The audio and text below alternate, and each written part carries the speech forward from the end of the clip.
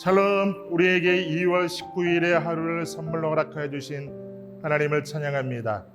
오늘 하루 이 시간 속에서 상황이 어렵고 육신의 연약함이 있고 힘든 일이 있다 하여도 하나님이 함께해 주시고 동행하여 주시고 반드시 새 일을 행하여 주실 것을 믿음으로 고백하며 오늘 하루 이 시간 속에서 승리를 선포하시는 여러분 되시기를 진심으로 소망합니다. 오늘 주신 하나님의 말씀 같이 나누도록 하겠습니다. 롯이 소알에 거주하기를 두려워하여 두 딸과 함께 소알에서 나와 산에 올라가 거주하되 그 두 딸과 함께 굴에 거주하였더니 큰 딸이 작은 딸에게 이르되 우리 아버지는 늙으셨고 온 세상의 도리를 따라 우리의 배필될 사람이 이 땅에는 없으니 우리가 우리 아버지에게 술을 마시게 하고 동침하여 우리 아버지로 말미암아 후손을 이어가자 하고 그 밤에 그들이 아버지에게 술을 마시게 하고 큰 딸이 들어가서 그 아버지와 동침하니라. 그러나 그 아버지는 그 딸이 눕고 일어나는 것을 깨닫지 못하였더라. 이튿날 큰 딸이 작은 딸에게 이르되 어젯밤에는 내가 우리 아버지와 동침하였으니 오늘 밤에도 우리가 아버지에게 술을 마시게 하고 내가 들어가 동침하고 우리가 아버지로 말미암아 후손을 이어가자 하고 그 밤에도 그들이 아버지에게 술을 마시게 하고 작은 딸이 일어나 아버지와 동침하니라. 그러나 아버지는 그 딸이 눕고 일어나는 것을 깨닫지 못하였더라. 롯의 두 딸이 아버지로 말미암아 임신하고 큰 딸은 아들을 낳아 이름을 모압이라 하였으니 오늘날 모압의 조상이요 작은 딸도 아들을 낳아 이름을 베남미라 하였으니 오늘날 암몬 자손의 조상이었더라. 오늘 본문을 보시면 롯과 두 딸은 소알을 떠나 산에 있는 굴에서 거주하게 되었습니다. 지금 롯의 모습을 보면 너무 처량하게 그지없어 보입니다. 과거 아브라함과 함께 있을 때 누리던 부귀와 영화는 간데없이 사라져버리고 겨우 몸만 빠져나와 산에 있는 굴에 거주하는 처량한 신세가 된 것입니다. 자신의 눈에 보기에 여호와의 동산 같았고 애굽처럼 보였던 곳을 따라 나아간 결과가 이렇게 돌아버리고 만 것입니다. 그런데 이것보다 더 큰 문제가 이제 펼쳐지기 시작합니다. 본문 31절과 32절 말씀을 보시죠. 큰 딸이 작은 딸에게 이르되 우리 아버지는 늙으셨고 온 세상의 도리를 따라 우리의 배필될 사람이 이 땅에는 없으니 우리가 우리 아버지에게 술을 마시게 하고 동침하여 우리 아버지로 말미암아 후손을 이어가자 하고 말씀합니다. 롯의 큰 딸은 작은 딸에게 우리 아버지는 늙으셨고라고 말합니다. 롯이 재혼하기에는 너무 늙어 대를 잇게 해줄 아들을 얻을 수 없다는 뜻입니다. 롯의 딸들은 소돔과 고모라의 멸망을 목격하였기에 아버지 롯이 호라비로 남을 것이라고 확신하였습니다. 이처럼 노년의 롯은 자신의 딸들에 의해 애처로운 인물로 묘사됩니다. 큰 딸은 온 세상의 도리를 따라 우리의 배필될 사람이 이 땅에는 없다고 한탄합니다. 소돔이 멸망하기 전에 롯은 사이들에게 함께 떠나자고 제안하였지만은 사이들은 롯의 말을 농담으로 여겼습니다. 결과적으로 하나님의 말씀을 조롱했던 롯의 사이들은 소돔과 함께 멸망하였고 롯의 딸들은 하루아침에 남편을 잃었습니다. 이에 롯의 딸들은 롯에게 술을 마시게 하고 차례로 롯과 동침하여 롯의 후손을 이어가기로 모의합니다. 딸들이 이런 모의를 하고 있음에도 성경 어디에도 롯이 이런 모의를 알아챘다는 기록이 없습니다.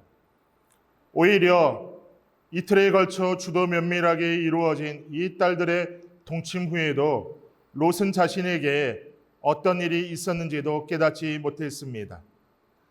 한때는 아브라함에게 버금갈 정도로 부와 권력을 자랑하던 롯이었습니다. 그런데 이제는 자신에게 어떤 일이 일어나고 있었는지도 모르는 그런 무기력한 존재로 몰락했습니다. 이것은 롯이 소돔과 고모라의 멸망을 목도한 후에도 영적으로 깨어 있지 못했음을 단적으로 보여줍니다.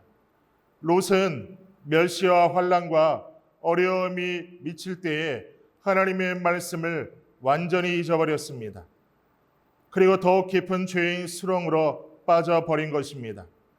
또한 롯의 딸들은 자신들의 눈에 옳은 것을 행사하는 그런 사람들의 본보기입니다.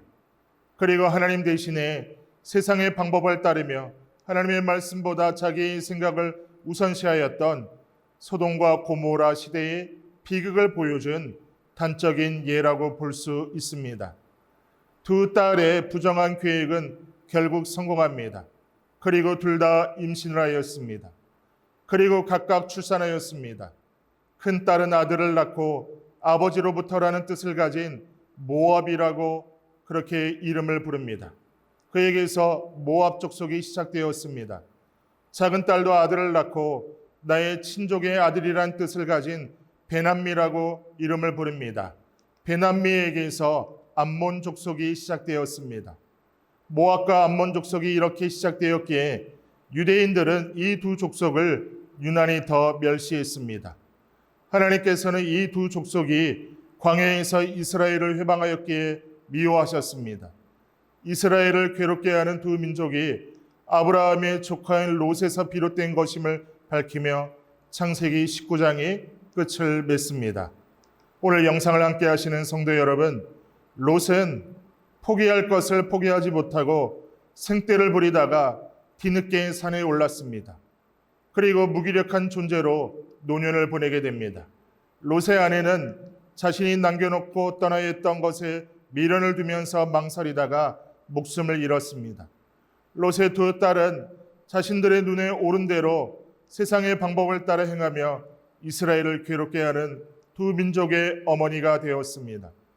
롯의 두 사위는 하나님의 말씀을 조롱하다가 소돔과 함께 영원히 멸망하였습니다. 롯과 그의 가족들의 비참한 처우는 하나님의 말씀에 우선순위를 두는 삶을 살지 않고 자신의 욕망과 세속적 가치관에 더 우선순위를 둔 사람들의 어찌 보면 전형적인 본보기입니다. 다른 말로 말씀드리면 하나님 중심의 삶이 아니라 자신 중심의 삶의 결과였습니다.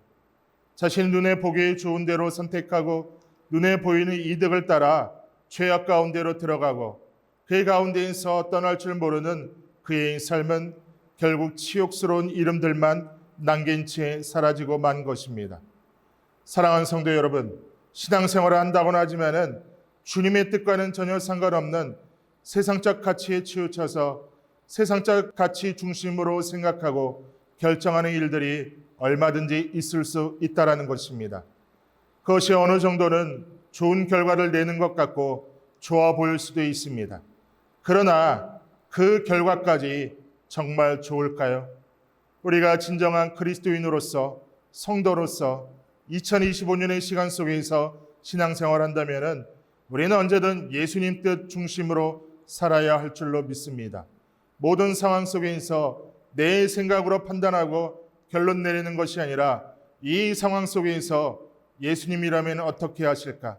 예수님이라면 어떤 결정을 하실까를 끊임없이 물으며 내가 원하는 뜻이 아니라 우리 예수님이 원하시는 뜻대로 살아가는 우리 모두가 되기를 진심으로 소망합니다. 다 같이 기도하겠습니다. 하나님 아버지, 우리가 이 땅 가운데서 성도로서 살아가면서 우리의 영원한 고백은, 우리의 영원한 신앙의 결단은 내 뜻 중심이 아니라 우리 주님 뜻 중심으로 살아가는 우리의 믿음의 고백이 되게 하여 주옵소서. 모든 상황 가운데에서 내 생각대로 판단하고 생각하고 결론 내리는 것이 아니라 이 상황 가운데에서 예수님이라면 어떻게 하실까? 예수님이라면 어떻게 결론을 내리실까? 늘 예수님께 묻고 또한 그 응답을 받아서 모든 것을 결정짓고 또 성도의 길, 신앙의 길을 걸어가는 모든 성도님들 되게 하여 주옵소서. 그렇게 행하신 하나님을 믿고 의지하며 예수님의 이름으로 기도드리옵나이다. 아멘.